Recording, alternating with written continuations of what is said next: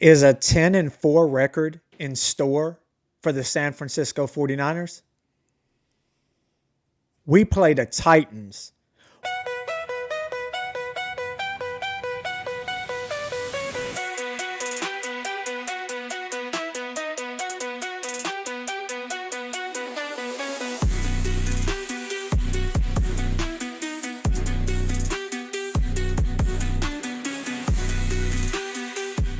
Welcome to the Cayman's Island podcast, where we talk all things San Francisco 49ers. I'm your host, David Cayman, and in today's show, we will be previewing the Tennessee Titans at the San Francisco 49ers at Levi Stadium.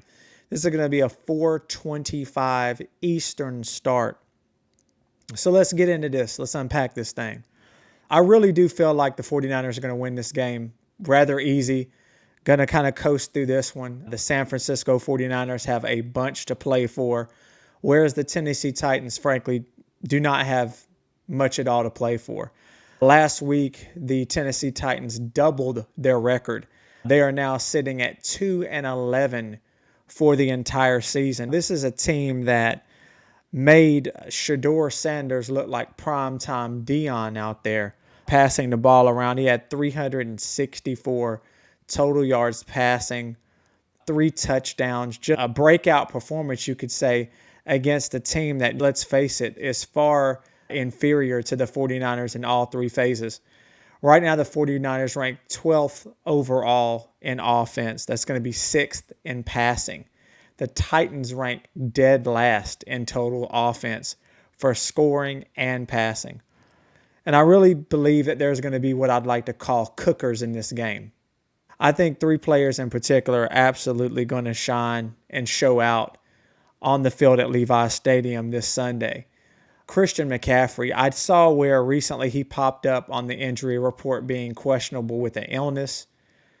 CMC, take some of that new NyQuil, cold and flu, honey combo and get out there on the field, man. We need you. I think if CMC plays, which I'm confident an illness is not going to keep CMC sidelined. But I feel like CMC is going to have 125 total yards in this game. He is 5th overall in receiving right now for the league. He, of course, leads the 49ers across the board in yards as far as receiving. He has over 800 yards receiving. He leads us in receptions. And I think he's absolutely going to eat it up come this Sunday. If you take a look at what the Tennessee Titans have allowed as far as the last couple of games from running backs, they've allowed multiple long receptions to running backs. And I really feel like CMC is going to be featured in this game. I feel like Kyle wants to get this man a 1,000 season so he can etch his name further in the history books and get this man a stamp on his Hall of Fame status for what he's been able to do at running back throughout his career. I really think this is going to be a good opportunity for Brock Purdy as well. I see Brock with 250 total yards, be it passing, rushing combined, and a couple of touchdowns. Really feel like he's going to have a couple through the air. I don't feel there's going to be a need to necessarily, of course, if the opportunity presents itself, of course, scramble, get out of the pocket.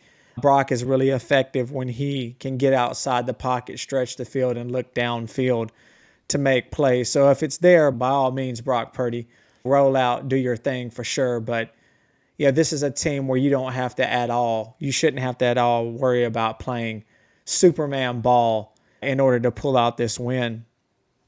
In all sincerity, I had to really look up outside of Cam Ward and Tony Pollard, who is even on the Titans as far as at wide receiver and things of that nature. And to just be honest, guys, they don't do much offensively. They rank, like I said before, dead last in total offense. Defense, they're in the bottom half of the league. The 49ers have everything to play for. Coming into this contest, they had about a little bit over an 80% chance to make the playoffs before coming into this game. If they win this football game, which 9 out of 10 folks are going to tell you the Niners should win this very convincingly. Maybe not if you run into a Tennessee Titans fan, but with a win, odds of making the playoffs skyrocket. So I've seen models showing them anywhere between 93 and 96% chance of making the playoffs, which is terrific considering the Niners' record last year and the fact that we missed the postseason. If you think about it this way, the Eagles just lost again. I know that we have the Rams and they have the best record. We've already beaten them once. I know they put it on us last game. But whenever we face the Rams, it's always usually a tight contest. As much as it looked like it was going to be a blowout, the 49ers were able to make a game of it until midway through the fourth quarter anyway. If we play the Rams in the playoffs, that's a coin toss. If we play Seattle in the playoffs, that's a coin toss. Maybe not, because I haven't seen Sam Darnold yet show he can do anything in big games. So there's always that question mark. The Eagles look, in my Richard Sherman voice, mediocre at best. They're falling apart at the worst time. The Niners are getting hot at the absolute best time. Green Bay, absolutely respect them on the offense and defensive side of the ball. However, there are still question marks about Jordan Love and what he can do in the playoffs. In other words, do you really trust them all the way? Like I said, I respect them, but they're going to have to show us what they can do in the postseason. Detroit, will they make the playoffs? That's still up in the air. And as far as Carolina/Tampa Bay, I'm not even sure who wants to step up and win that division at this point. I'm confident while Tampa Bay did beat us, they're a shell of who they were. I would feel confident with, if the Niners could not win the division, I feel very confident going into a game at Carolina or at Tampa Bay for sure. So with that being said, the Niners have a lot to play for, a lot of reasons to lock in here and win this game. I've heard a lot of nonsense over the last week or so because the Niners are on the bye week and there's just nothing to talk about with this game perhaps being a trap game. I want to be clear. This is the NFL. There are upsets every single week, and you have to come with your A game, your best game, because if you don't, you'll get embarrassed by a 2-11 team. But that's where I feel that this Niners team is different. This Niners team, for all intents and purposes, has come in, week out, put up their best effort. They know what's at stake and they know what's going on. I really feel that's the aspect of the team that's been the best this year. Even though we've had everyone on the team that's important at some point be injured, the team has really adopted a next man up philosophy, and it's shown on the field regardless of who's there. We are about as healthy as we're going to be on offense. Brandon Ayuk is not walking through that door. In fact, I feel like BA has played last year when he got hurt against Kansas City. I think that's the last time we'll see that man wear a 49ers jersey, if I could just be honest. And so the Niners know what's at stake. Robert Saleh has put on a master class of how to be a defensive coordinator. Sad to say, I think he's coached his way out of San Francisco, which of course is a positive thing for him because he'll have multiple opportunities to go and be a head coach somewhere, and I'm happy for him. I pray that's something that he gets because he's talked about it before. Being a head coach is something that he enjoyed while he was at the Jets. It's just unfortunate it was the Jets. That is not the best of first-time head coaching opportunities. I'm very confident this time around Saleh will be selective. He will have an opportunity, I feel, to be picky in the offseason as to what he wants to do. He's already the highest paid coordinator. There's not going to be enough money that the Niners can throw at this man to keep him. So we'll have to be concerned with what we do next year. But that's next year problems for right now. What's in front of the 49ers is what I feel is a win against the Tennessee Titans this weekend. I really feel like old man winter / father time, Phillip Rivers, is not going to be able to do much against us when we play at the Colts. Then you have games at home against the Bears, which I feel is a coin toss. And then you have a game at home against Seattle, which is going to be a real big game. And this is going to be an opportunity to see, is Sam Darnold still who we think Sam Darnold is, which is a very good quarterback in the regular season. I give the slight nudge to the Niners just because it's at home. So the Niners can mess around, run the table, and win this division if we can get a little bit of help from the teams that the Rams actually play going forward. A couple other things I want to note. If there were a player on the Tennessee Titans that I would have any type of concern about, it's Tony Pollard. The way he plays, the way he can catch it out of the backfield. I feel like if we're not tackling really well, he's a player that might be able to hurt us. Not really concerned with Cam Ward.